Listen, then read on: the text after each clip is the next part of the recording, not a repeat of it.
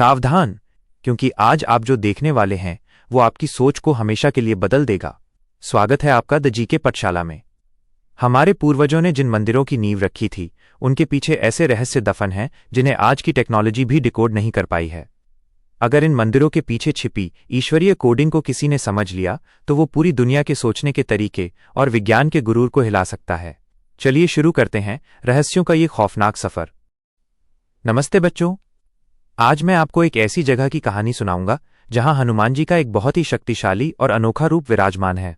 कुर्सी की पेटी बांध लीजिए, क्योंकि हम मानसिक यात्रा पर जा रहे हैं राजस्थान के दौसा जिले में, जहां पहाड़ियों के बीच बसा है मेहंदीपुर बालाजी धाम।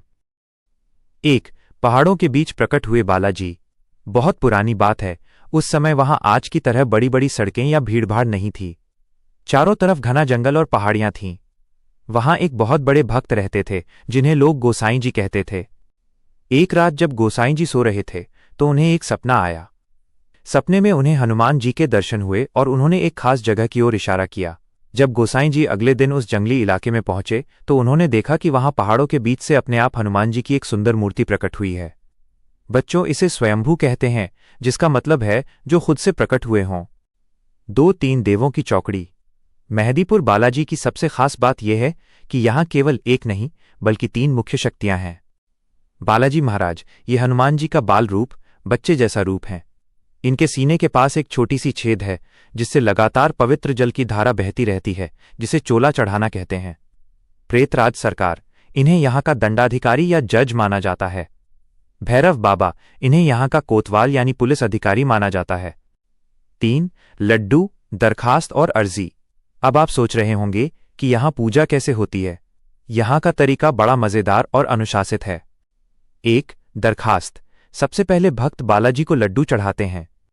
2 अर्जी। इसके बाद प्रेतराज सरकार और भैरव बाबा को चावल और उड़द का भोग लगाया जाता है। 3 नियम। यहाँ का एक बड़ा सख्त नियम है। मंदिर से बाहर निकलते समय आपको अपने साथ कोई भी खाने पीने की चीज या प्रसाद घर नहीं ले जाना होता, जो है वहीं छोड़कर आना पड़ता है। 4 बुराई पर अच्छाई की जीत। मेहंदीपुर बालाजी को संकट मोचन कहा जाता है। लोग कहते हैं कि अगर किसी को बहुत डर लगता हो, बुरे सपने आते हों या कोई भी नकारात्मक शक्ति परेशान कर रही हो तो बालाजी के दर्शन मात्र से वो सारी परेशानियां दूर भाग जाती हैं। जैसे ही आप मंदिर की सीमा में कदम रखते हैं आपको एक अलग ही ऊर्जा महसूस होती है। वहां सुबह और शाम की आरती इतनी भव्य होती है कि घंटियों की आवाज से पूरा पहाड़ गूंज उठता है। ऐसा लगता है मानो साक्षात पवनपुत्र हनुमान जी वहां गदा लेकर खड़े हैं और अपने भक्तों की रक्षा कर रहे हैं। कहानी की सीख। बच्चों, इस कहानी से हमें यह सीख मिलती है कि विश्वास में बहुत शक्ति होती है। चाहे कितनी भी बड़ी मुश्किल क्यों न हो, अगर हम सच्चे मन से ईश्वर को याद करें तो वे किसी न किसी रूप में हमारी मदद करने जरूर आते हैं। आपको लगता है कि हमारे पूर्वजों के पास वो तकनीक थी जिसे आज हम खो चुके हैं? अपनी राय कमेंट्स में जरूर बताएं। और रुकिए, अगर आपको लगता है कि ये रहस्य हैरान करने वाला था तो हमारे अगले वीडियो का इंतजार करें, जहां हम एक ऐसे मंदिर की बात करेंगे जिसकी दीवारों से आज भी अजीब आवाजें आती हैं। रहस्य की इस दुनिया से जुड़े रहने के लिए द जीके पाठशाला को अभी सब्सक्राइब करें और बेल आइकन दबाना न भूलें। मिलते हैं अगले रोमांचक सफर में। जय हिंद।